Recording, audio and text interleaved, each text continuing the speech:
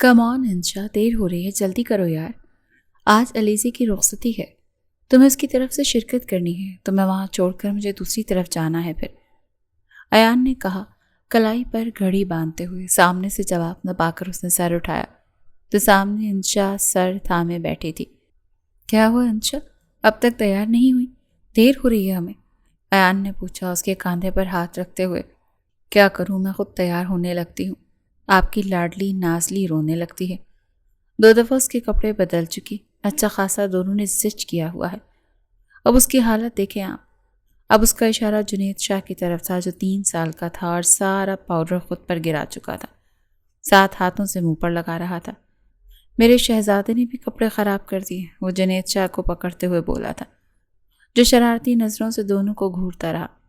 انشا ایان کو گھور رہی تھی جبکہ وہ نظریں چرا کر مسکرا رہا تھا. اوف، میں تو تنگ آ گئی ہوں ان دونوں کی شرارتوں سے، انشا چڑھ کر بولی تھی.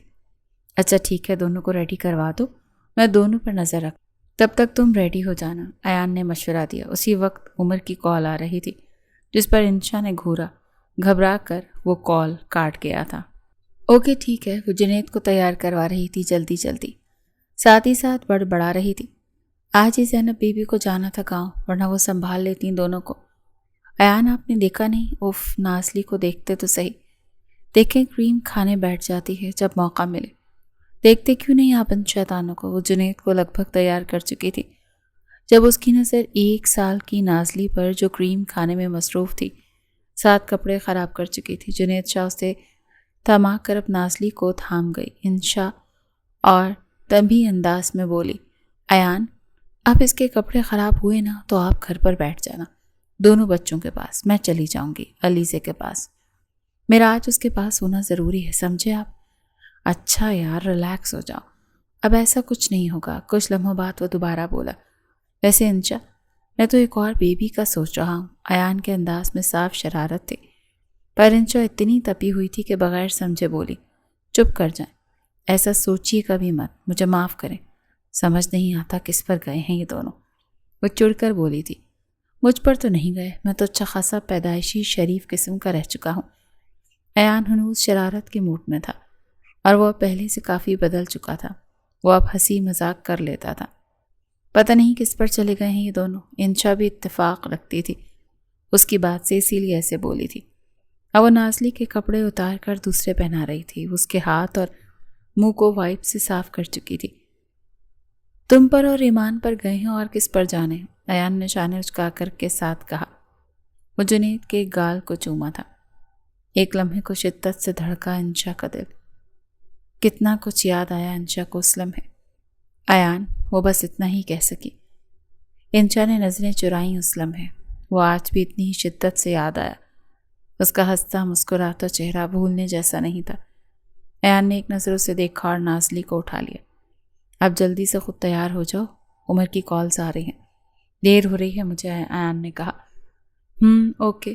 انشا کا بھاری لہجہ یہ ثابت کرنے کو کافی تھا کہ آج بھی ایمان کا درد اس کے اندر تازہ تھا. مرنے والے چلے جاتے ہیں پر زندہ لوگوں کو درد دے جاتے ہیں، ایسا روک دیتے ہیں جو تاعمر ساتھ رہتا ہے. ایان کو بھی شدت سے اپنا بھائی یاد آیا تھا. اس لمحے یاد تو ہمیشہ رہنی تھی، وہ تھا ہی ایسا. وہ نازلی کو اسے تھماتی بولی، 15 منٹ میں آتی ہوں، خیال کیجیے گا بچے خود کو گندا نہ کر لیں. ڈونٹ وری، جلدی آؤ ریڈی ہو کے، ایان نے کہا. وہ علیزے کے سامنے بیٹھی تھی، پارلر والی کو ایسے انسٹرکشنز دے رہی تھی جیسے ماہر ہو. یہ بندیا اس طرح فکس کریں، انشا نے بتایا. علیزے اسے گھور رہی تھی جبکہ انشا مسلسل اگنور کر رہی تھی. اور یہ جھومر؟ پارلر والی نے پوچھا گھبرا کر، کیونکہ اسے علیزے منع کر چکی تھی. پر وہ پھر بھی انشا سے پوچھ بیٹھی کیونکہ اس کی انوالومنٹ دیکھ کر. کہا تھا رہنے دو، پھر پوچھ رہی تھی. انشا کچھ کہتی اس سے پہلے علیزے بولی تھی پارلر والی سے، کیوں رہنے دیں، یہ لیفٹ سائڈ فکس کریں، پھر دوپٹہ سیٹ کر دیں، انشا نے حکمیہ لہجے میں کہا. جبکہ اب علیزے نے دیکھا گھوری سے کام نہیں چل رہا تو چڑھ کر بولی، انشا مت بھولو کہ میری دوسری شادی ہے، پہلی نہیں سمجھی. علیزے نے زچ ہو کر کہا. علیزے، شادی ہوتی ہے سمجھی، پہلی دوسری کا فرق لوگوں نے بتانا ہے. انشا نے بھی جتا کر کہا. پارلر والی نے حیرت سے دیکھا. اس خوبصورت لڑکی کو جو بے انتہا حسن کے مالک تھی پر چہرے پر بے انتہا سنجیدگی لیے ہوئے تھی اور بے ساختہ پوچھ بیٹھی، اور آپ ان کی بھی دوسری ہے کیا؟ اب کی انشا نے گھورا پالر والی کو، پر پالر والی کا دھیان تو علیزے پر تھا۔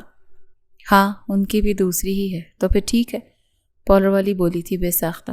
تو اپنے کام سے کام رکھو سمجھی، ہمیں دیر ہو رہی ہے، انشا پالر والی سے بولی تھی۔ علیزے کے چہرے پر تکلیف دہ آثار تھے، جانے کیوں انشا کو اپنا وقت یاد آیا، ساتھ ہی ساتھ علیزے کی پہلی شادی کا وقت بھی۔ کتنی خوشی تھی اس وقت علیزے کے چہرے پر۔ وہ شادی لندن میں ہوئی تھی اور اس وقت جنید صرف 2 مہینے کا تھا۔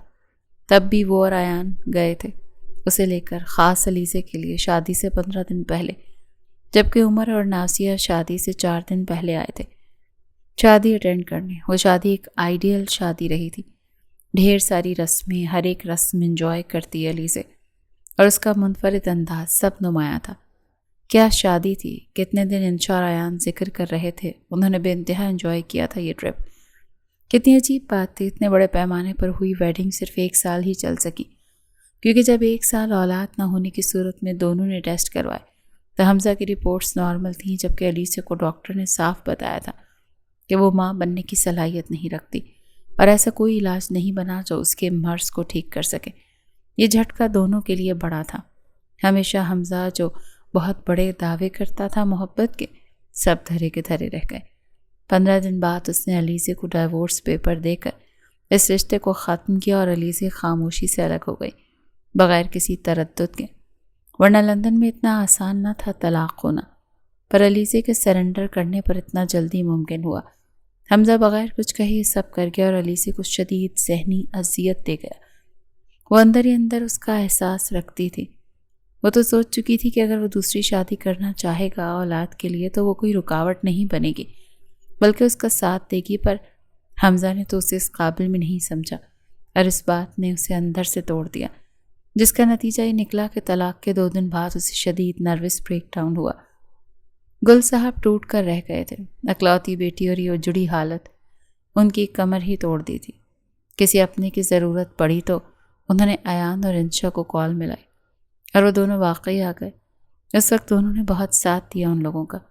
1 مہینہ لندن ٹہر کر انشا اور ایان نے دوستی کا پورا حق ادا کیا تھا۔ اب بھی یہ دوسری شادی پاکستان میں ہو رہی تھی، ایان اور انشا کی کوشش کا نتیجہ تھی یہ شادی، ورنہ علیزے راضی نہیں تھی اس شادی پر۔ وہ دونوں پیچھے پڑ گئے کہ آخر ایان خود اسے منا کر لندن سے پاکستان لایا تھا۔ گل صاحب مطمئن تھے اس سب کے لیے، کیونکہ وہ خود دل کے مریض تھے اور اسی لیے اس فرض سے سبکدوش ہونا چاہتے تھے جلد سے جلد۔ ماشاء اللہ علیزے آپ بہت پیاری لگ رہی ہیں، چلیں اب دیر ہو رہی ہے، ایان کے میسیجز آ رہے ہیں، وہ بھی پہنچ جائیں گے جلد ہی عمر بھائی کے ساتھ۔ علیزے نے ہونٹ بھینچے اور آنے والے وقت کا سوچ کر انشا کی آنکھوں میں کرب جاگا، کیونکہ بہت کچھ یاد آ رہا تھا اس لمحے۔ دونوں نے ایک دوسرے سے نظریں چرائیں تھیں اس لمحے۔ تم ابھی تک تیار نہیں ہوئے عمر، دیر ہو رہی ہے یار، چلنا ہے، ایان نے کہا آتے ساتھ ہی جلدی سے۔ اندھے ہو دکھائی نہیں دے رہا، میں ریڈی ہوں، یا پھر ایسا تو نہیں آنکھیں نہیں بٹن ہے جو دکھائی نہیں دیتا؟ عمر ایسا جواب دیتا اگر وہ پہلے والا عمر ہوتا تو، پر اب وہ پہلے والا عمر نہ رہا، اس لیے بولا تھا کہ میں ریڈی ہوں، عمر نے کہا سنجیدگی سے۔ وہ عمر جو صرف ہنستا رہتا تھا، اس کے ہونٹوں پر اب بھولے سے بھی مسکراہٹ نہیں آتی تھی۔ کیسے آتی؟ وہ ہنسی، وہ مسکراہٹ جو نازیہ کے دم سے تھی، جیسے وہ کھو چکا تھا۔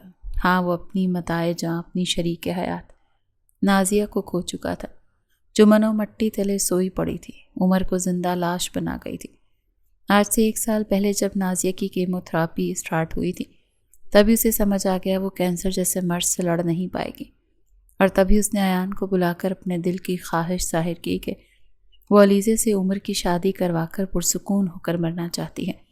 جب ایان نے کہا ڈاکٹر پر امید ہیں، آپ بچ سکتی ہیں بھابھی، ایسے نہ کہیں۔ نہیں ایان بھائی، میں موت کی دستک سن سکتی ہوں، مجھے محسوس ہو رہا ہے کہ میں نہیں جی پاؤں گی، اور اب پلیز میرا یہ کام کر دے، میں پرسکون ہو کر مرنا چاہتی ہوں۔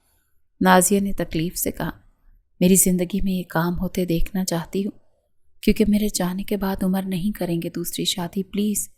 مرنے والے کی آخری خواہش تو دشمن بھی مان جاتا ہے، یہاں تو محبوب شوہر کا معاملہ ہے، وہ ضرور مانیں گے۔ نازیہ کے ہر انداز میں نقاہت واضح تھی۔ وہ نڈھال سی ہو گئی تھی اتنا بولنے میں۔ بھابھی عمر نہیں مانے گا، ایان نے نم آنکھوں سے کہا۔ پلیز ایان بھائی، علیزے کو بلائیں اور منائیں، نازیہ نے دقت سے کہا تھا۔ اور اگر آپ ٹھیک ہو گئیں تو، ایان نے کہا، پر امید ہو کر پوچھا تھا، کیونکہ ڈاکٹرز مسلسل تسلی دے رہے تھے، جبکہ نازیہ کی باتوں میں واضح درد تھا۔ تو بھی علیزے کو اپنے حصے کی خوشیاں ملیں گی۔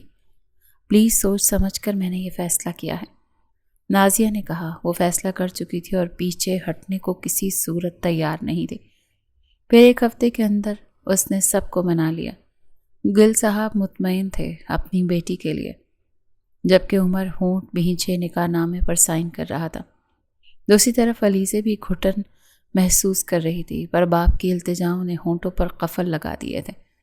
یوں اسپتال میں ہی نازیہ کے سامنے نکاح ہوا تھا۔ اتنے دنوں میں پہلی دفعہ اس کے ہونٹوں پر مسکراہٹ آئی تھی، ایک آسودہ سی مسکراہٹ۔ اس کے شوہر اور دونوں بچوں کی طرف سے مطمئن ہو گئی تھی وہ۔ دامن خالی، ہاتھ بھی خالی، دستے طلب میں گردے طلب، عمرے گریزاں، مجھ سے لپٹ اور مجھ پر رو۔ وہ گہری نیند میں سوئی تھی۔ اچانک اسے اپنے قریب کسی کا وجود محسوس ہوا۔ جہاں تک اسے یاد تھا وہ تنہا کمرے میں سوئی تھی۔ پھر کسی کا پاس آنا اسے چونکا گیا، اس کی کمر سے تھامتا اسے اپنا قریب کرنا۔ وہ تڑپ اٹھی۔ کون؟ وہ تڑپ کر بولی تھی، لہجہ گھبرایا ہوا تھا۔ میرے سوا رات کے اس پہر اور کون ہوگا تمہارے پاس، کمرے میں آ سکتا ہے؟ بھاری لہجے میں کہتا وہ اسے اپنے قریب تر کرنے لگا۔ آپ یہاں اس وقت میرے کمرے میں؟ وہ حیران تھی اور بے یقین بھی، ایک تو اس کا آنا اور دوسرا یوں حق جتانا۔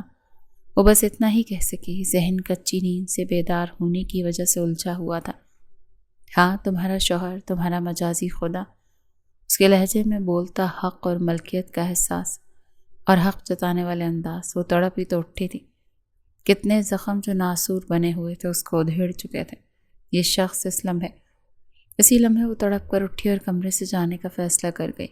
وہ اس ڈھیٹ شخص کے نہ منہ لگنا چاہتی تھی، نہ کوئی بات بڑھانا چاہتی تھی۔ کہاں جا رہی ہوں؟ اس نے تیز لہجے میں پوچھا۔ اس کو اگنور کرتی، سلیپر پاؤں میں پہنتی، اپنا ارادہ اس پر ظاہر کر گئی۔ اس سے پہلے وہ واقعی نکل جاتی، اس کی پہنچ سے دور اس کا بازو تھام گیا۔ کہاں جا رہی ہوں؟ یہ کیا بدتمیزی ہے، اتنا سفر کر کے آیا ہے شوہر، نہ چائے نہ پانی کا پوچھا۔ اکڑ سے کمرہ چھوڑ کر جا رہی ہوں، وہ اب کے غصے سے بولا۔ میں کسی اور کے کمرے میں چلی جاتی ہوں، مجھے نیند آ رہی ہے، آرام کرنا چاہتی ہوں۔ وہ نروٹھے پن سے کہہ کر اپنی بیزاریت اس پر ظاہر کر گئی۔ اس کا انداز ناگواری لیے ہوئے تھا۔ یہ کیا بدتمیزی ہے؟ لگتا ہے تمہاری ماں نے صحیح تربیت نہیں کی تمہاری۔ کوئی بات نہیں، تم جیسیوں کو تو میں، وہ طنزیہ لہجے میں بول رہا تھا اور اس کی بات کاٹتی ہوئی بولی، تو جان چھوڑے میری اگر اتنی بری لگتی ہوں۔ اس کی بات کاٹ کر بولی تھی غصے سے، بمشکل ضبط کیے ہوئے تھی، ورنہ دل تو چاہ رہا تھا اپنی ساری بڑاس نکال دے اس پر۔ چھوڑ ہی تو نہیں سکتا ڈیئر وائف، پر سدھار تو ضرور سکتا ہوں تمہیں۔ اب کہ وہ اس کا بازو تھام چکا تھا روکنے کے لیے، جس کی وجہ سے وہ آخری لفظ نرمی سے بولا تھا، بازو چھوڑے میرا۔ اس کا انداز روکھا تھا۔ وہ تند لہجے میں بولی، فی الحال تو بالکل بھی نہیں۔ اس کی مزاحمت کو وہ انجوائے کر رہا تھا۔ وہ چاہ کر بھی خود کو اس کی مضبوط گرفت سے نکالنے میں ناکام ہو رہی تھی، اسی لیے غصہ بہت آ رہا تھا اپنی بے بسی پر۔ رات بھی ہے، دیکھا جائے تو موقع بھی ہے، دستور بھی ہے، تنہائی بھی میاں بیوی کے خاص لمحوں کو امر کرتی ہے۔ کیا خیال ہے پھر؟ اتنا کہتا وہ اسے نظریں جھکانے پر مجبور کر گیا۔ لمحوں میں فیصلہ کرتے ہوئے اس کے گلے سے دوپٹہ نکالتا اسے بیڈ پر گرا کر لیمپ آف کر دیا۔ وہ تڑپ اٹھی تھی اس کے لمس پر۔ وہ جا بجا اس پر اپنا حق جتا رہا تھا۔ اپنے اندر ہمت جمع کرتی وہ اس کے سینے پر دباؤ ڈال کر اسے خود سے دور کر کے بیڈ پر سے اٹھی اور غصے کی شدت سے بولی، پلیز یہ سب نہیں، جا کر یہ سب اپنی پہلی بیوی کے ساتھ کریں، مجھے بخش دیں۔ یہاں آنا میری مجبوری تھی صرف، ورنہ آپ سے جڑا کوئی تعلق اب میرے لیے معنی نہیں رکھتا۔ میں نکل آئی ہوں اس فیز سے، اپنے بیوی بچوں کے ساتھ خوش رہیں، مجھے بخش دیں خدا را، مجھے بخش دیں اس اذیت سے۔ وہ ہاتھ جوڑتی بولی۔ وہ اس کے نڈر انداز دیکھتا رہ گیا۔ وہ جو کبھی اس کے سامنے یوں نہ بولی تھی، ہمیشہ چپ رہتی تھی دوسروں کے لیے چاہے جیسی بھی تھی، پر وہ اس کے لیے ہمیشہ خاموش بیوی کا رول پلے کرتی آئی تھی۔ شاید اس میں زیادہ ہاتھ دونوں کے ایج ڈفرنس کا بھی تھا، وہ اس سے عمر میں اچھا خاصا جو بڑا تھا۔ چلو لوڈو کھیلتے ہیں، سب کزنس نے کہا۔ یہ گیم 4 پلیئر کھیلتے، 2 پارٹنر بن کر، جبکہ باقی آڈینس کا کردار نبھاتے۔ ہر کوئی اپنی فیورٹ کو سپورٹ کرتا اور یوں گڑ گڑا کر دعائیں مانگی جاتی جیسے ورلڈ کپ چل رہا ہو۔ ایسا تھا ان کزنس کا ٹولہ، بچپن سے جوانی تک ساتھ کھیلتے، مستی کرتے، گھومتے پھرتے آئے تھے، بس چھٹیوں میں ملتے تھے۔ سب کزنس کراچی میں ملتے تھے کیونکہ یہی ان سب کا سینٹرل پوائنٹ جہاں ان کے بزرگ رہائش پذیر تھے۔ سنو میری پارٹنر ماہین ہی ہے، ورنہ مجھے نہیں کھیلنا، ذیشان اور فشانی نے کہا ہمیشہ کی طرح۔ ہاں جانتے ہیں، جو پارٹنر والے گیمز ہیں اس میں شانی صاحب کی پارٹنر ماہین نہ ہو تو شانی صاحب کھیلتے ہی نہیں، یہ انوشا نے کہا منہ بناتے ہوئے۔ ہاں یہ تو ہے، ریما اور طیبہ نے بھی تائید کی تھی اس بات کی۔ کسی گھر کے فنکشن میں ڈانس پارٹنر بننا ہو بچپن میں یا کوئی کھیل ہو، بچپن سے آج تک شانی کی پارٹنر ماہین ہی ہوتی تھی، کیونکہ شانی کے لیے وہ کھیل معنی ہی نہیں رکھتا جو بغیر ماہین کے ہو۔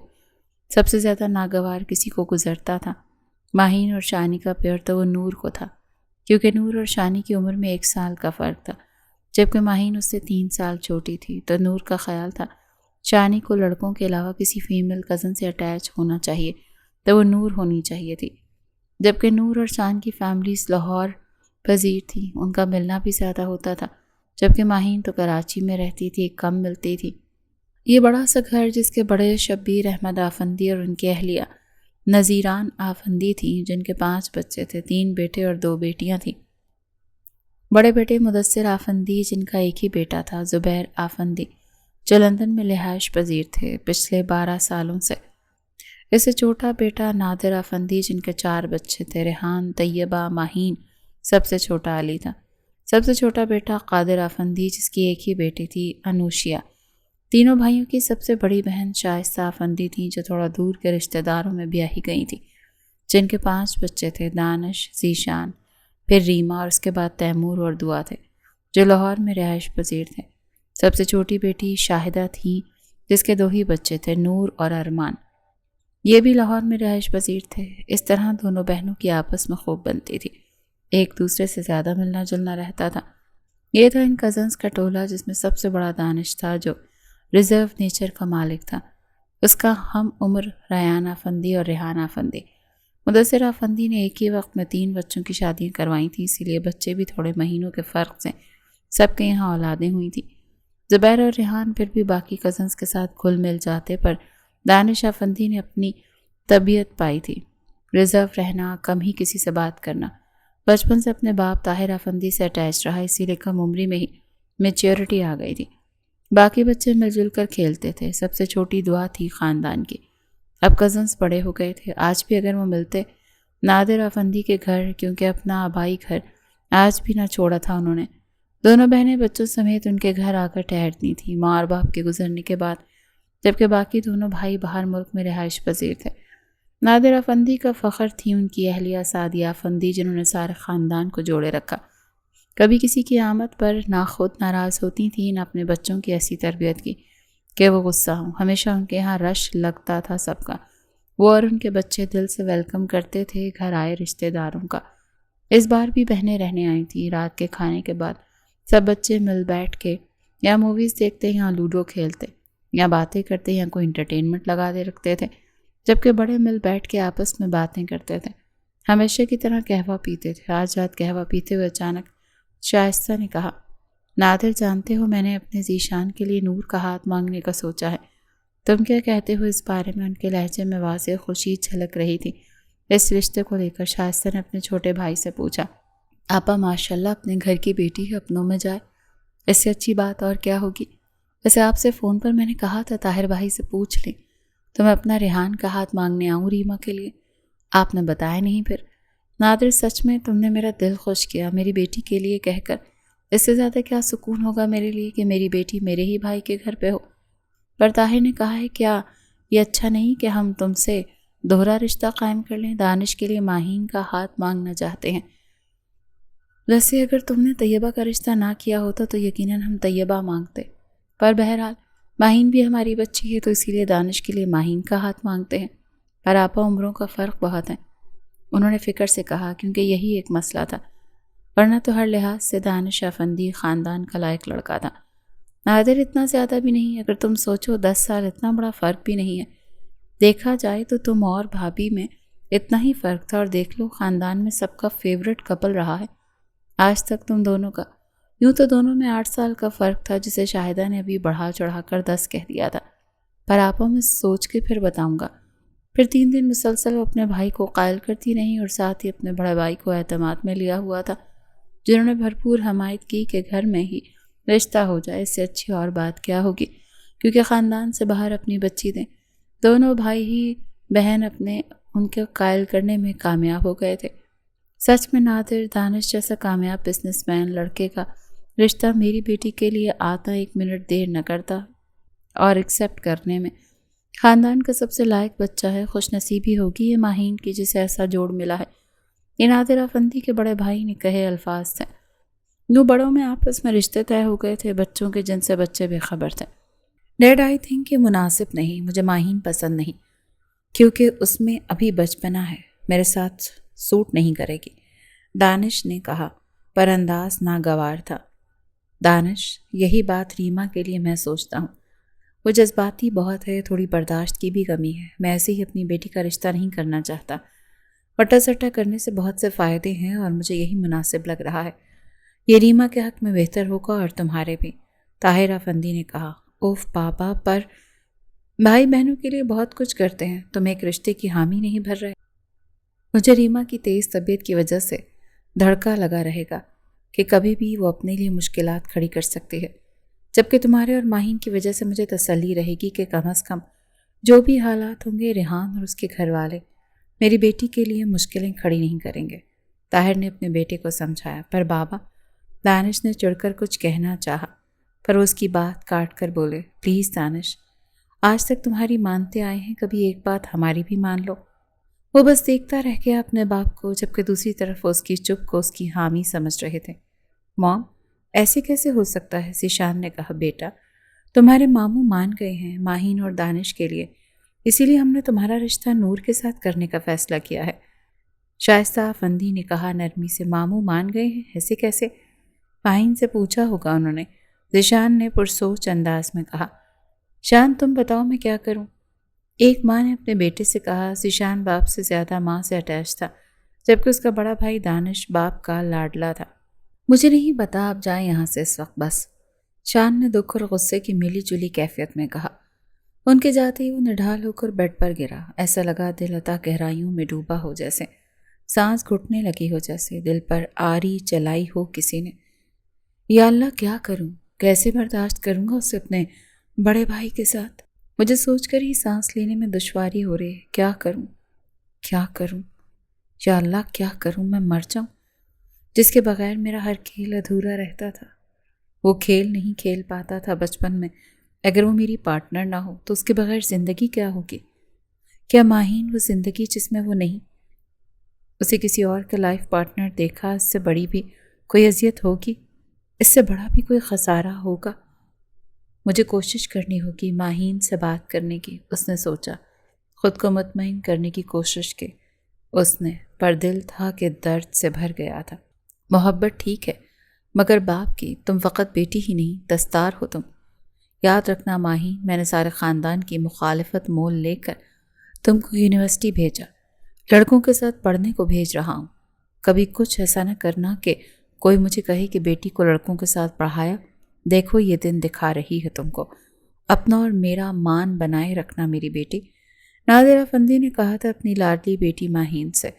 ماہین کے کانوں میں آواز گونجی اپنے باپ کے کہے لفظوں کی، دل میں ٹیس سی اٹھی۔ اس لمحے اسے ایک اور بات یاد آئی جو اس کے بابا نے بتائی تھی۔ ماہین، آپا نے کہا ہے وہ ذیشان اور نور کا رشتہ طے کر چکی ہیں، ریحان اور ریما کے رشتے کے ساتھ ساتھ تمہارا اور دانش کا رشتہ کرنے کی خواہش کا اظہار کیا، تو بیٹا میں نے ہاں کر دی۔ تمہارے تایا اور چچا سے ڈسکس کرنے کے بعد ذیشان اور نور کا رشتہ طے ہو چکا ہے، پھر میں انکار کیوں کروں؟ جبکہ بابا جان بھی خوش ہیں اس رشتے سے، اور کیا ریزن دوں گی؟ یہ کہ مجھے لگا کہ پپو کے گھر سے اگر میرا رشتہ آیا تو شانی کا ہوگا۔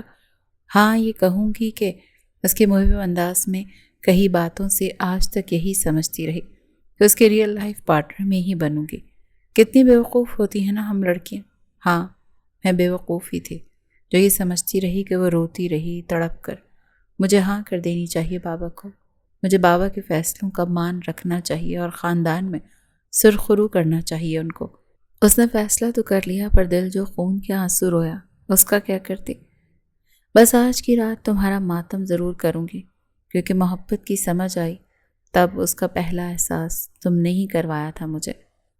میرے لیے ہر جگہ سٹینڈ لینا، تمہارا بے خود ہو کر دیکھنا اور میرا نظریں چرانا۔ میں اتنی خوبصورت نہیں ہوں، جانتی ہوں، پھر بھی مجھے حسین ترین محسوس کروانا، یہ سب تمہارا مرہون منت ہے شانی۔ وہ لفظ جو محرم ہونے کے بعد تم کو بتانے تھے مجھے، آج ان کو دفن کر رہی ہوں۔ تم ان پر ماتم کرنا تو بنتا ہے نا۔ وہ تکیے میں منہ چھپا کر سسک اٹھی۔ اپنا بھرم رکھ کر جینے والے تا عمر تنہا رہ جاتے ہیں۔ ان بد نصیبوں کو کاندھا کہاں میسر آتا ہے جس پر رو کر اپنا غم ہی ہلکا کر سکیں۔ یہ درد بھی تنہا جھیلنا پڑتا ہے۔ کتنی مختصر تھی میری محبت کی داستان، وہ ملا بھی نہیں اور بچھڑ بھی گیا۔ پاگل ہو انکل کو کیوں ہاں کہا؟ بولو، انوشا نے کہا چڑ کر۔ تو وہ اس کی بیسٹ فرینڈ تھی، اسی لیے اس کے لیے فکر مند تھی۔ اس کی آنکھیں اور کان تو گواہ تھے۔ جب جب شانی اسے اپنی پارٹنر بنانے کی ضد کرتا تو اس کے چہرے کے انوکھے رنگ پھر اپنی خوشی کے تاثرات چھپانے میں ہلکان ہوتی ماہین۔ ہاں، سب یاد تھا اسے۔ جانے کیوں انوشا کو شدت سے دکھ نے گھیرا تھا۔ اسے یقین نہیں آ رہا تھا کہ ایسا بھی ہو سکتا ہے کہ شانی اور ماہین کو کوئی الگ کر سکے۔ نہیں، اس کے لیے تو شانی اور ماہین ایک ہی تھے۔ یہ سب کیسے ہو گیا یقین نہیں آ رہا تھا۔ کبھی کسی نے نہیں کہا ذیشان ماہی کو پسند کرتا ہے، نہ ماہی نے کسی کے سامنے اظہار کیا، پر سب کو اندازہ تھا کہ وہ ایک دوسرے کو پسند کرتے ہیں، اوپر سے ایک ہی خاندان کے ہیں، تو ان کے بیچ کیا ہی رکاوٹ آئے گی۔ ماہین کی بیسٹ فرینڈ بھی انوشا، پھر بھی اس کی ہمت نہ ہوئی کہ کبھی اسے کہہ سکے کہ وہ مجھے اندازہ ہے تم دونوں پسند کرتے ہو ایک دوسرے کو۔ نہ ذیشان نے کسی کو بتایا کہ وہ ماہین کو کتنا پسند کرتا ہے، پر وہ اپنے ہر انداز سے ظاہر کرتا تھا کہ اس کے لیے ماہین کتنی اہمیت رکھتی ہے۔ اسی لیے سب یہی سمجھتے تھے کہ وہ دونوں ایک دوسرے کو پسند کرتے ہیں۔ ویسے بھی خاندان کی تو کوئی رکاوٹ ہوگی بھی نہیں، تو ان کا ایک ہونا تو ممکن ہے۔ لگا سب کزنس کو بس انتظار تھا کہ کب ان کے رشتے کے لڈو کھاتے۔ جیسے انوشا کو پتہ چلا دانش بھائی اور ماہین کا رشتہ ہونے لگا ہے، وہ دنگ رہ گئی۔ رات کیسے کٹی انوشا کی وہی جانتی تھی۔ اگلے دن شام میں پہنچ گئی اس ظالم، انا پرست اور خوددار لڑکی کے پاس کہ وہ انکار کر دے، نہ کرے یہ رشتہ۔ پھپھو نے اتنے مان سے مانگا ہے اسی لیے ہاں کر دی، کیونکہ شانی کا رشتہ نور کے ساتھ آلریڈی طے ہے۔ ماہین نے یاسید سے کہا۔ انوشا اسے دیکھتی رہ گئی۔ ہاں، ویران لگ رہی تھی ماہین کی آنکھیں انوشا کو۔ ماہی ایسا پاگل پن نہ کرو یار، انوشا نے اسے اکثر ماہی کہتی تھی۔ پاگل ہو تم انوشی، بچی، ایسا کچھ نہیں سمجھی، ایسا تو کچھ بھی نہیں ہے جیسا تم سمجھ رہی ہو۔ ماہی سنبھل کر بولی، مجھے یقین ہے کوئی غلط فہمی ہوئی ہے، جلدی تمہیں پتہ چل جائے گا کہ تمہیں پسند کرتا ہے شانی۔ اس کا ہر انداز چیخ چیخ کر بولتا ہے۔ انوشا نے کہا، یقین ہے۔ پاگل ہو تم، بالکل پاگل ہو تم، ایسا کچھ بھی نہیں۔ دیکھ لینا جلدی ذیشان اور نور کی منگنی ہو جائے گی، تب یقین کر لینا۔ خدا کا واسطہ اب یہ بکواس بند کرو، کسی کے سامنے نہ دہرانا یہ بکواس، سمجھی؟ ماہی نے اس کے انداز میں تند لہجے میں کہا۔ اسے کیونکہ وہ اس کے بند زخموں کو ادھیڑ رہی تھی، کتنی مشکل سے خود کو منایا تھا ماہی نے۔ انوشا جو اس کے روبرو بیٹھی تھی ایک دم اس کے قدموں میں آ کر بیٹھی، دو زانوں ہو کر، اور اس کے دونوں ہاتھ تھام کر شدت سے بولی، خدا کا واسطہ کبھی بھی دانش بھائی سے شادی مت کرنا پلیز، میں تمہیں دل سے کہہ رہی ہوں، وہ شخص تمہارے قابل نہیں، اتنا خود پرست ثنا پرست ہے، قسم سے مجھے تو خود غرض لگتا ہے، اوپر سے اتنا روڈ، خود پر اکڑ کرنے والا۔ تم اس کے ساتھ نہیں رہ سکتی، اور سب سے اہم بات، اتنا بڑا عمر کا فرق، پلیز انکار کر دو۔ اس کے لہجے میں دکھ تھا اپنی دوست کے لیے۔ ماہین خالی نظروں سے دیکھتی رہ گئی تھی اسے۔ انوشا، اب اس بارے میں کوئی بات نہیں ہوگی ہمارے بیچ، ایک بات واضح کرو، اگر وہ نہیں تو کوئی نہیں، پھر اگر کوئی بھی ہو تو پھر کوئی بھی ہو، کیا فرق پڑتا ہے؟ میرے دل کو دنیا آباد نہیں ہونی تو پھر نہیں ہوگی۔ ماہین کے لہجے میں دکھ تھا۔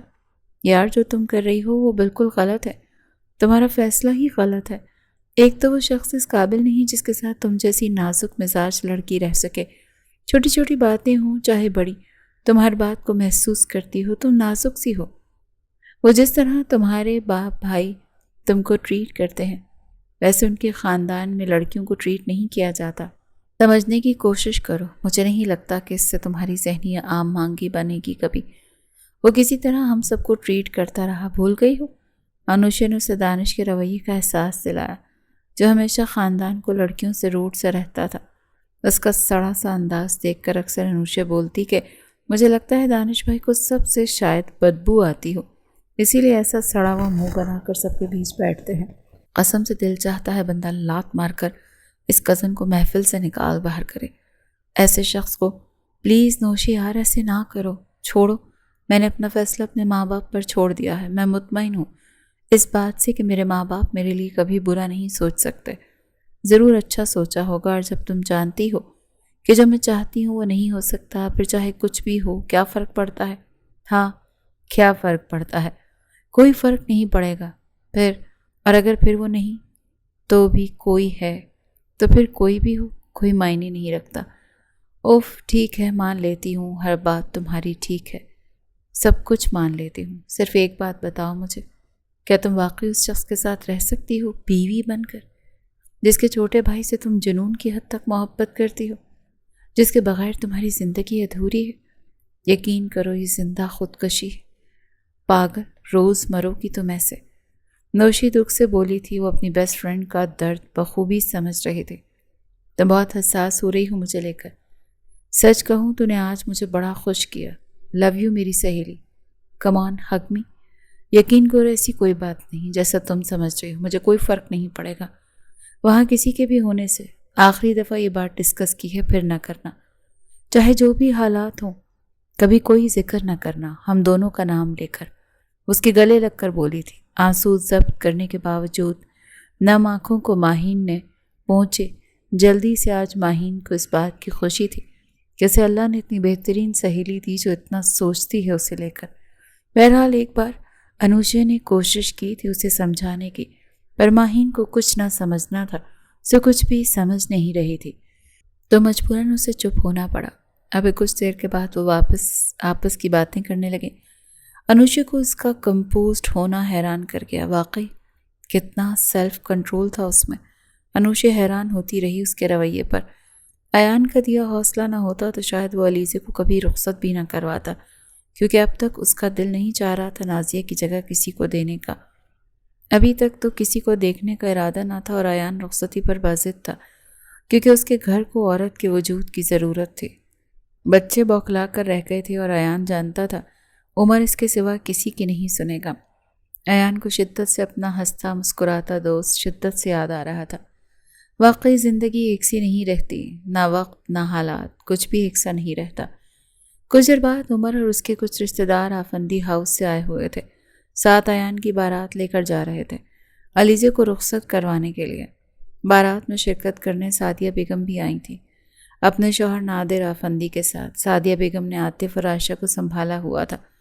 सादिया बेगम और उमर दो ही भाई बहन थे जिनके माँ बाप गुजर चुके थे। सादिया बेगम कराची में रहती थी और भरे पूरे ससुराल के साथ, जबकि उमर लाहौर में रिहाइश पजीर था। सादिया खुद मजबूर थी, वो भाई के लिए कुछ नहीं कर सकती थी। सादिया मुतमईन थी नाजिया ने अपनी हयाती में शौहर की शादी करवा कर उनको इस मुश्किल से बचा लिया था। शायद नाजिया समझ रही थी कि सादिया अपने भाई को इतना टाइम न दे पाए मुश्किल से निकालने के लिए, इसीलिए नाजिया ने जाते जाते अपनी आखिरी जिम्मेदारी निभा कर गई थी। इस घर को अधूरा छोड़ने के बजाय मुकम्मल कर गई थी। सादिया को ताउम्र ये दुख रहना था कि वो अपने भाई को ज़्यादा वक्त नहीं दे पा रही थी। लंच के बाद दुआओं के हिसार में रुखसत किया। गिल साहब ने अपनी इकलौती बेटी अलीज़े और उमर दोनों ने होंठ भींचे हुए थे। घर पहुंचकर लाउंज में अलीज़े को बिठाया और सादिया बच्चों को उनके कमरे में सुला कर आई, जबकि इंशा अलीज़े के साथ थी और उमर और अयान बाहर लॉन में बैठे थे। उमर तुम मुझसे ज़्यादा समझदार हो, क्या समझाऊं तुम्हें? बस इतना कहना चाहता हूं कि अलीज़े को भी एक अच्छे हम सफ़र की ज़रूरत होगी। प्लीज़ उसे अपना वक्त देना। जब तुम अपना वक्त दोगे तो वो बच्चों को दिल से अपना वक्त देगी। रिश्ते दोनों तरफ से निभाए जाते हैं। एक तरफा रिश्ते निभाने की जस्तजू हो तो इंसान थक जाता है। समझ रहे हो ना? अयान ने दिक्कत से कहा था। یہ سب کیونکہ اسے زیادہ بولنے کا ہنر نہ آتا تھا۔ وہ کم لفظوں میں سب سمجھا رہا تھا۔ کوشش کروں گا، عمر نے کم لفظوں میں بات ہی ختم کر دی تھی۔ اسی وقت انشا بلانے آئی تھی دونوں کو۔ پھر کچھ عورتوں کی موجودگی میں سعدیہ نے بھائی بھابھی کی رسمیں کی۔ پھر علیزے کو روم میں بٹھایا۔ انشا اور سعدیہ کچھ کہنا چاہ رہی تھی۔ انشا نے محسوس کیا تو علیزے کو اللہ حافظ کر کے گال پر بوسہ لیا اور سعدیہ سے مل کر روم سے نکل گئی۔ اس گھر میں ایک موڑ پر انشا کو نازیہ شدت سے یاد آ رہی تھی۔ وہ شوخ چنچل سی عورت بھولنے والی نہیں تھی۔ اب تک اندر و دیوار میں اس کے کہے گونجتے تھے۔ انشا کی بھی کیفیت عجیب سی ہو رہی تھی۔ سعدیہ انشا کے جانے کے بعد علیزے کے ہاتھ تھام کر بولی، علیزے یہ گھر، عمر اور بچے سب تمہارا ہے۔ میں اپنے بھائی کو تمہارے حوالے کر رہی ہوں۔ ہم دونوں بھائی بہن کا کوئی اپنا نہیں، کیونکہ ہمارے ماں باپ اکلوتے تھے اپنے والدین کے، اسی لیے بہت سے رشتوں سے محروم رہے ہیں ہم دونوں۔ میں خود اپنی شادی شدہ زندگی میں مصروف رہتی ہوں، نہیں آ پاتی میکے زیادہ، سال میں ایک دفعہ مشکل سے چند دن آ پاتی ہوں۔ پلیز عمر اور بچوں کو کسی چیز کی کمی نہ ہونے دینا، پلیز۔ بہت پیار دینا میرے بھائی کو، اسے کسی کی کمی محسوس نہ ہو۔ بچوں کا خیال کرنا، بہت معصوم ہے وہ۔ سعدیہ نم آنکھوں سے یہ سب بولی تھی۔ علیزہ اچھی طرح سمجھ رہی تھی ان کی مجبوریاں، اسی لیے ان کے ہاتھ تھام کر تسلی دیتے ہوئے بولی، بے فکر ہو جائیں آپا، میں کوشش کروں گی یہ سب کر سکوں۔ شکریہ علیزہ بھابھی، سعدیہ نے کہا اور یوں وہ انہیں دعائیں دے کر کمرے سے نکل گئی تھی۔ سعدیہ آپی کے آتی ایان اور انشا نے خدا حافظ کہا اور گھر کے لیے روانہ ہوئے۔ عمر اور سعدیہ بس رہ گئے تھے۔ اب عمر میرا خیال ہے تم کمرے میں جاؤ اب، سعدیہ نے کہا۔ نادر بھائی اور آپ کے بچے کہاں ہیں؟ عمر نے پوچھا۔ نادر اپنی بہن شائستہ آپا کے گھر لے گئے ہیں بچوں کو، وہیں ٹھہریں گے، کل کی ہماری فلائٹ ہے کراچی کی۔ سعدیہ نے کہا، آپا اتنا جلدی چلی جائیں گی؟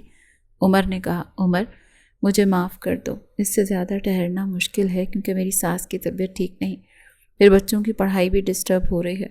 سعدیہ مضطرب سی بولی تھی، ٹھیک ہے آپا، آپ پریشان نہ ہوں، آپ اپنے گھر جائیں، بہت کیا آپ نے اپنے بھائی کے لیے۔ عمر نے بہن کے ہاتھوں پر عقیدت سے بوسہ لیا کیونکہ واحد بہن کا رشتہ تھا دنیا میں اس کا۔ ان کی مجبوریاں وہ بخوبی سمجھ رہا تھا۔ سعدیہ نے سکون اترتا اپنے اندر محسوس کیا اس لمحے اور شکر ادا کیا اللہ کا کہ اب اس کے بھائی کے ساتھ اس کی شریک حیات ہے، اس کی دکھ سکھ کی ساتھی۔ عمر کی بھی مشکور تھی سعدیہ کہ ان کا بھائی ان کی مجبوری سمجھتا ہے، کوئی گلہ کوئی شکوہ نہیں کرتا ان سے۔ ذیشان پوری رات سوچتا رہا کہ کیا بات کرے یا نہیں کرے۔ یہ بات تو اسے پتا ہے کہ ماہین نے اپنی زندگی کو لے کر سب اختیارات اپنے ماں باپ کو سونپ دیے تھے۔ ذیشان پوری رات سوچتا رہا کیا کرے، بات کرے یا نہیں۔ یہ بات تو اسے پتا تھی کہ ماہین نے اپنی زندگی کو لے کر سب اختیارات اپنے ماں باپ کو سونپ دیے تھے۔ ذیشان کی کچھ حد تک فرینکنیس بھی تھی، پر دونوں نے کبھی حدیں پار نہیں کی۔ جانے کیوں چاہ کر بھی ذیشان کی ہمت نہ پڑتی تھی اس سے کچھ کہنے کی۔ شاید ماہین کا محتاط رویہ دیکھ کر خود میں حوصلہ نہیں کر پاتا تھا کچھ کہنے کی۔ ذیشان اپنے اندر، ماہین نے بھی کبھی ایسا کوئی اشارہ نہیں دیا تھا۔ وہ عام لڑکیوں کی طرح کبھی شرماتی نہیں تھی، اس کا ہر انداز دبنگ ہوتا تھا لڑکوں کو لے کر کہ کسی کو اندازہ نہیں ہو پاتا تھا کہ آخر اس کے من میں کیا ہے۔ جس طرح نور ہر وقت ذیشان پر فدا ہوتی نظر آتی تھی، اس کا ہر کام کرنے کی کوشش کرتے، تو صاف ظاہر ہو رہا تھا کہ اس لڑکی کے دل میں کیا فیلنگز ہے ذیشان کو لے کے۔ پر ذیشان کی پوری کوشش ہوتی کہ سرد رویہ رکھ کر نور کے ساتھ، تاکہ اس کی حوصلہ شکنی کرے اور راستہ بدل لے، پر وہ بھی انتہا کی ڈھیٹ تھی۔ اس کی ناگوار انداز کو اگنور کر کے دوبارہ ویسے ہی بیہیو کرتی تھی جیسے پچھلی بار کی گئی ہو۔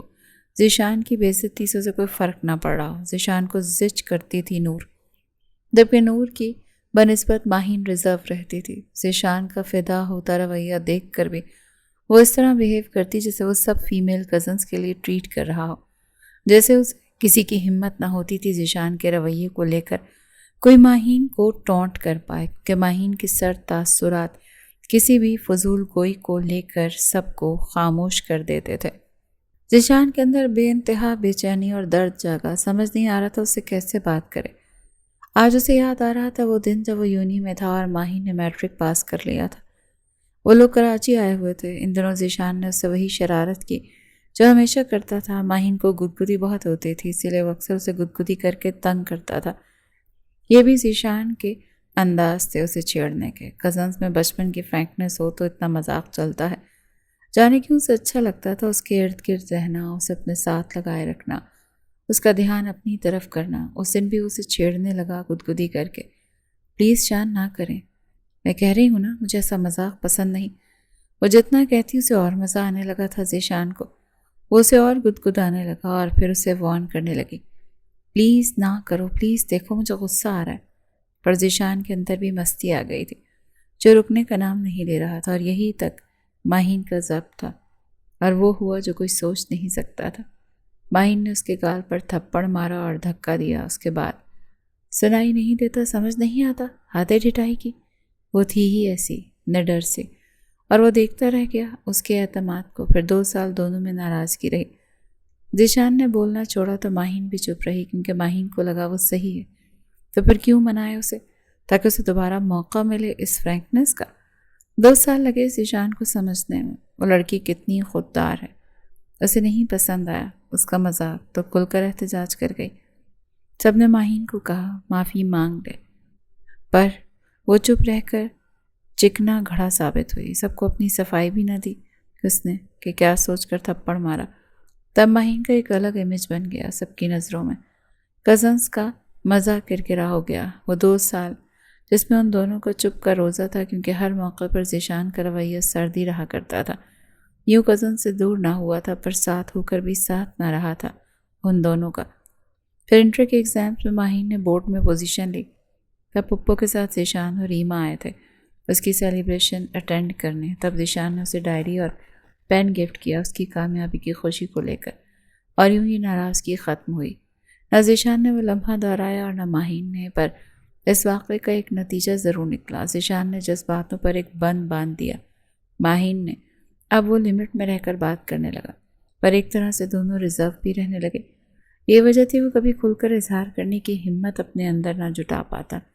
آج افسوس ہوا ذیشان کو شدت سے کہ کاش وہ اسے کوئی امید کا سرا دیتی، یا وہیں اسے کوئی اشارہ دیتا اور معلوم کر لیتا وہ کیا سوچتی ہے اسے لے کر۔ ذیشان کو تو ماہین کا پتہ نہیں تھا، پر خود کو زندہ زمین میں دفن ہوتا محسوس کرنے لگا تھا، یہ سوچ کر کہ اگر واقعی اس کے بھائی کی بیوی بن کر آ گئی تو کیسے جیے گا۔ کچھ سمجھ نہیں آ رہا تھا، دل میں عجیب سا درد محسوس کرنے لگا تھا، گھٹن تھی کہ بڑھنے لگی تھی۔ ایسا بھی ہوتا ہے بھلا، ایسا بھی قسمت کبھی کسی کے ساتھ کرتی ہے، سوچا نہ تھا ذیشان نے۔ جنید یار میں مر جاؤں گا، میں نہیں رہ پاؤں گا، کیا کروں، کچھ کرو یار، وہ سینے کو مسلتا ہوا بولا۔ اندر کا درد شدت سے جاگا۔ وہ جنید شاہ کے گھر اس کے بیڈ روم میں بیٹھا تھا۔ جنید شاہ کی چھوٹی سی فیملی تھی، اسی لیے زیادہ تر ذیشان خود آ جاتا تھا، جبکہ جنید شاہ اس کے گھر کم ہی آتا تھا۔ پلیز سنبھال خود کو یار، اس کا کوئی حل ہی نہیں سوائے اس کے کہ تم خود جا کر اپنے ماں باپ اور بھائی کو کہو کتنا چاہتے ہو ماہین کو، سمپل از دیٹ۔ پھر ماہین کیا سوچے گی؟ ذیشان نے کہا، یار تم بھی نا، ماہین جی جو سوچے ہمیں کیا، تم اپنی محبت سے دستبردار ہونے کی ضرورت نہیں ہے۔ آئی سمجھ میری بات؟ تم اپنا سوچو، کیونکہ مشکل تمہارے لیے ہے اس کے بغیر رہنا، ویسے حد ہے۔ کیسے کروا لیں تمہارے جن کو نظر نہیں آتا کہ ذرا یہ ٹوٹ پھوٹ کا شکار وجود، جنید چڑھ کر بولا تھا۔ وہ کچھ کہہ ہی نہ سکا اس لمحے ذیشان۔ سنو، جنید شاہ نے کہا، آج گھر جا کر بتاؤ سب کو، جو ہوگا دیکھا جائے گا، سمجھے؟ جنید نے حکمیہ لہجے میں کہا تھا۔ ٹھیک ہے، ذیشان نے کہا۔ چل باہر چل کر کچھ کھا کر آتے ہیں، جنید شاہ نے کہا۔ ٹھیک ہے، اب مجھے بھی بھوک لگ رہی ہے۔ ذیشان کو کچھ تسلی ہوئی تو بھوک بھی چمک اٹھی تھی۔ پھر وہ دونوں ریسٹورنٹ میں گئے اور وہاں سیر ہو کر کھانا کھایا دونوں نے۔ اب ذیشان کچھ ریلیکس ہوا تھا۔ رات کو مطمئن ہو کر گھر آیا کہ سب سے بات کرے گا، پر گھر آ کر پتہ چلا کہ اس کی خالہ شاہدہ کے شوہر کو ہارٹ اٹیک آیا ہے اور سب وہاں گئے ہوئے ہیں۔ اسے بھی فکر ہوئی، وہ وہاں پہنچا تو سب کو فکر مند دیکھ کر اسے بھی پریشانی ہوئی۔ خالہ سے مل کر ان کو تسلی دی، پھر ارمان اس کے گلے لگا، پھر ذیشان نے اپنے کزن کو تسلی دی۔ رجب افندی شاہد کے شوہر کے بائی پاس سرجری ہوئی تھی۔ کراچی سے نادر افندی اور ان کی اہلیہ سعدیہ بیگم بھی آ گئی تھی ملنے کے لیے۔ ان دنوں ان کے اسپتال کے چکر بڑھ گئے تھے۔ نور کے لیے ریما ان کے گھر ٹھہر گئی تھی، شاہدہ کے لیے شائستہ ہر وقت ساتھ تھی۔ रजब आफंदी अपने माँ बाप की इकलौती औलाद होने की वजह से अपनी बीवी शाहिदा के बहन भाइयों को अपना भाई बहन ही समझता था। उनकी सर्जरी के बाद 3 दिन उनको अस्पताल रहना पड़ा। सर्जरी के दूसरे दिन उनकी कंडीशन कुछ बेहतर थी। ताहिर अफंदी और नादिर अफंदी उनके पास बैठे थे। वो ताहिर अफंदी का हाथ थाम कर बोले, मुझे मेरी नूर की फ़िक्र है यार, ये फ़िक्र मुझे सुकून से मरने भी नहीं देगी। अल्लाह ना करे मरे तुम्हारे दुश्मन यार। नूर मेरी बेटी है, इसकी फ़िक्र ना करो, मेरे ज़ीशान की अमानत है, तुम बेफिक्र होकर जाओ, उसकी जिम्मेदारी है। ताहिर साहब बोले, शुक्रिया मेरे दोस्त। रजब साहब मशकूर हुए थे। अब परेशानी ख़त्म करो, सबकी जल्दी ठीक हो जाए रजब, फिर हमें अपने बच्चों की शादी भी करनी है, इंशाअल्लाह साथ ही करेंगे। नादिर अफंदी ने कहा, रजब के पास आकर उसको तसल्ली देते हुए। इंशाअल्लाह, तीनों ने साथ कहा। सच में मेरे अंदर सुकून सा उतरा है, रजब साहब ने कहा। पर बाहर खड़े ज़ीशान को लगा वो तो झटकों की जद में आ गया है। जैसे ऐसा लग रहा था कि कांधे पर बेइंतहा बोझ पड़ गया, जैसे उसी लम्हे उसके कांधे पर किसी ने हाथ रखा। वो चौंका था। वो पलटा तो सामने खाला शाहिदा को देखकर हैरान हुआ। शान मेरे बेटे, मैंने हमेशा अरमान से बढ़कर तुम्हें शफ़क़त और प्यार दिया। शुक्रिया इस वक्त जो तुम लोगों ने साथ दिया, वरना और कौन है हमारा। तुमने हमारी नूर के लिए हाँ करके मेरी इज्जत रखी। शुक्रिया बेटे। वो चुप ही रहा और वो उसे प्यार करती अंदर कमरे की तरफ बढ़ गई। वो बस देखता रह गया। उस लम्हे हिम्मत न कर सका अपनी खाला को या अंदर बैठे बीमार शख्स को कोई सदमा दे अपनी ज़ात से। शाइस्ता ने मोहब्बत से उसका माथा चूमा। उन्हें फ़ख्र हुआ अपने बेटे पर जिसने उनका मान रख लिया। वो बस अपनी माँ को देखता रहा। जाने वो कैसी माँ थी जिसे एक दफ़ा भी अपने बेटे की आंखों की वीरानी नज़र नहीं आ रही थी। शुक्रिया मेरी जान जो मेरी बहन के आगे मेरा मान रखा। वो उसे सराहने लगी थी। बहन के आगे सुरखरू हो गई थी। शाइस्ता बेगम क्या बेटे का मान रख भी पाई या नहीं, ये वक्त ने साबित करना था। उमर ने कमरे में कदम रखा तो अलीज़े रवायती अंदाज में बैठी थी। इतनी देर से आने के बावजूद अलीज़े का यूं बैठे रहना उसके इंतज़ार में उमर को शर्मिंदा कर गया था दिल ही दिल में। कुछ लम्हे उसको घूरता रहा। वहीं जब कुछ समझ ना आया तो चला गया वॉशरूम में, जहाँ सादिया आपा उसका नाइट ड्रेस हैंग करके गई थी। दिल में शुक्रिया कहा आपा से, क्योंकि जल्दी में वो कपड़े लेना भूल गया था। कुछ देर बाद वो वॉशरूम से निकला तो हुनूस उसी पोजीशन में देखकर अलीज़े को वो बोल उठा, कपड़े चेंज कर लो, तुम भी इजी हो जाओ। उमर के गंभीर लहजे पर वो घूंघट गिरा कर उठ खड़ी हुई। वो भी जल्दी से फ्लैट सैंडल पाँव में पहनती जल्दी से उसकी नज़रों से दूर जाना चाह रही थी। वो उसे देख रहा था जो होंठ भींचे हुए थे उसी लम्हे, शायद जब्त कर रही थी। वो जो वॉशरूम का दरवाज़ा खोलता अंदर घुस जाती से पहले उमर की आवाज़ ने उसे रोकने पर मजबूर किया। सुनो, हो सके तो मुझे माफ़ कर देना, कुछ वक्त लगेगा मुझे ये सब एक्सेप्ट करने में। बहुत सोचा था आज तुम्हें अपनी बीवी का मकाम देखकर सब नॉर्मल कर लूँ, पर यकीन मानो किसी को ऐसे मशवरे देना आसान है, पर जब खुद पर गुजरती है वही मशवरे खुद पर अप्लाई करना मुश्किल है। अलीज़े प्लीज़ हो सके तो मुझे माफ़ कर देना। उसके लहजे में वाज़ेह शर्मिंदगी थी। अलीज़े उसे देखती रह गई। आज उमर को याद आ रहा था, कभी उसने अपने दोस्त अयान को मशवरा दिया था कि वो अपनी ज़िंदगी को आगे बढ़कर नॉर्मल कर ले, पर आज जब खुद पर बात आई तो 4 सू नाज़िया का घेराव खुद पर महसूस कर रहा था। वो चाहकर भी दूर नहीं हुई थी। एक तरफ जो पास है उसे देखकर बस तकलीफ़ दर्द का एहसास जाग उठता है। ऐसा लगता है उसकी तरफ एक कदम बढ़ाया तो अपनी मोहब्बत का गुनहगार कहलाएगा। उमर का दिल चाह रहा था अपने बाल नोच ले, क्योंकि अपना आप अलीज़े का मुजरिम सा भी महसूस हो रहा था, और दूसरी तरफ क्योंकि अपनी बीवी को जायज़ मकाम न देना भी गलत बात है। इस बात का एहसास था उमर को, और इस ज़मीर का क्या करता जो इस बात का एहसास दिला रहा था। अलीज़े तुम भी क्या सोचती हो कि इतना मैच्योर होकर उमर इस तरह बचकाना सी गुफ्तगू कर रहा है, 2 बच्चों का बाप और ऐसी गुफ्तगू। उमर ने झुकी नज़रों से कहा, क्या तुम्हें कोई फ़र्क पड़ेगा मेरी कुछ भी सोचने से उमर? अलीज़े के लफ्ज़ों से झटके से सर उठाया उमर ने। अलीज़े ये क्या कह रही हो? ऐसे कैसे तुमने सोचा? मुझे तुम्हारे कुछ भी सोचने से फ़र्क नहीं पड़ेगा। तुम गलत सोच रही हो। तुम्हारी कोई बात भी मायने नहीं है जो मुझ पर असर ना करे, मुझे फ़र्क ना पड़े उससे। ऐसा कभी नहीं होगा अलीज़े, तुम कहो जो कहना चाहती हो, मैं सुनना चाहता हूँ। उमर हैरत और शिद्दत की मिली जुली कैफियत में बोला था। तो उमर मुझे मेरा दोस्त चाहिए, वही लड़ता झगड़ता उमर, ये सीरियस रहने वाला नहीं। मैं यही चाहती हूँ उमर तुमसे, جہاں تک اس شادی کی بات ہے تو تم نے نازیہ کے کہنے پر کی اور میں نے اپنے بیمار باپ کے لیے۔ عمر، مجھے مردوں کی کمی نہ تھی۔ ڈیورس کے بعد بہت لوگوں نے ہاتھ بڑھایا، پر میں جانتی تھی کسی کو بھی مجھ میں نہیں۔ میرے باپ کی دولت میں، جائیداد میں دلچسپی ہے، اسی لیے کسی کے لیے میرا دل نہیں مانا۔ تم میرے دوست ہو عمر، اور میں وہی رشتہ رکھنا اور نبھانا چاہتی ہوں۔ اگر شوہر بن کر مجھے بیوی کا مقام حاصل کر کے مجھ سے میرا دوست دور ہو جائے تو مجھے نہیں چاہیے ایسا تعلق۔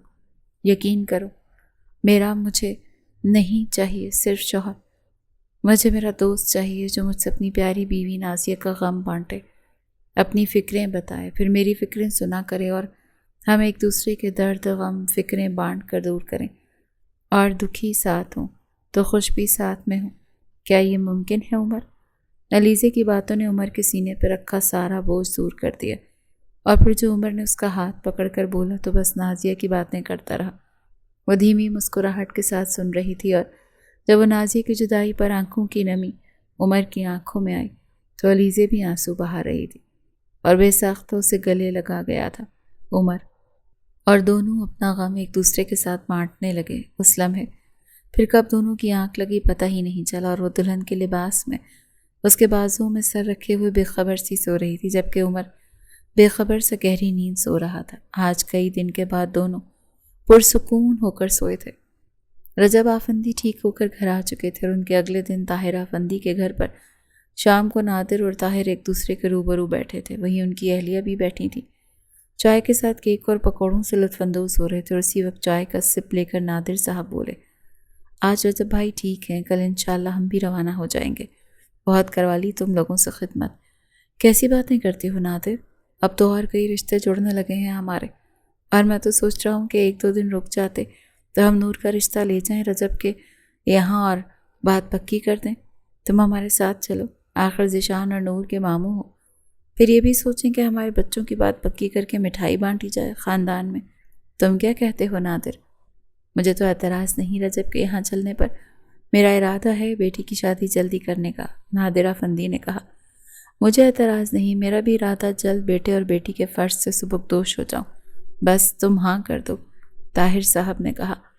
میری طرف سے ہاں ہے، پر ماہین کی شادی 2 سال کے بعد کرواؤں گا، اس کی ڈگری مکمل ہو جائے، فی الحال منگنی رکھ لیتے ہیں ان کی، پر بیٹی کی ابھی کرنے کا ارادہ رکھتا ہوں۔ نادر صاحب نے واضح لفظوں میں وضاحت دی۔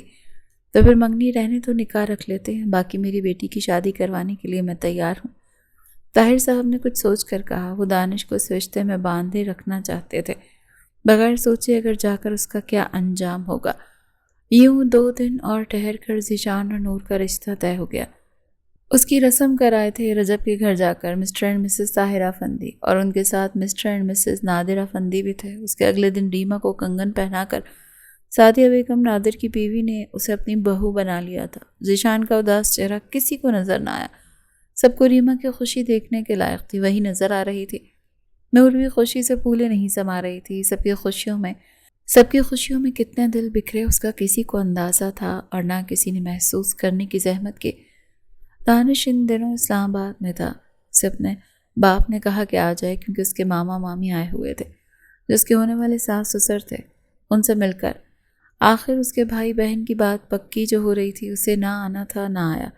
اس نے بزنس کا بہانہ کیا تو طاہر صاحب نے زیادہ فورس نہ کیا، بس وہ راضی ہوا، یہی بہت تھا ان کے لیے۔ کہیں نہ کہیں دانش نے اپنی ناراضگی دکھائی، پر طاہر صاحب اگنور کر گئے تھے۔ اسے شائنہ نے بھی کہا کہ اسے ٹال گیا۔ دانش یوں بھی وہ ماں سے زیادہ باپ سے اٹیچ تھا۔ کبھی کبھی ایسا بھی ہوتا ہے جو بظاہر آسان لگتا ہے، حقیقت میں حالات اسے ناممکن بنا دیتے ہیں۔ ایسا ہی کچھ قسمت نے ذیشان اور ماہین کے ساتھ کیا تھا، ورنہ کہاں سوچا تھا کسی نے کہ حالات یوں بھی ہو جائیں گے، یہ رخ اختیار کر جائیں گے، سوچا نہ تھا۔ کتنا آسان لگتا تھا ذیشان کو ماہین کو پانا، اور جب وقت آیا تو حالات کیا رخ کر گئے تھے کہ کچھ بھی سمجھ نہیں آ رہا تھا۔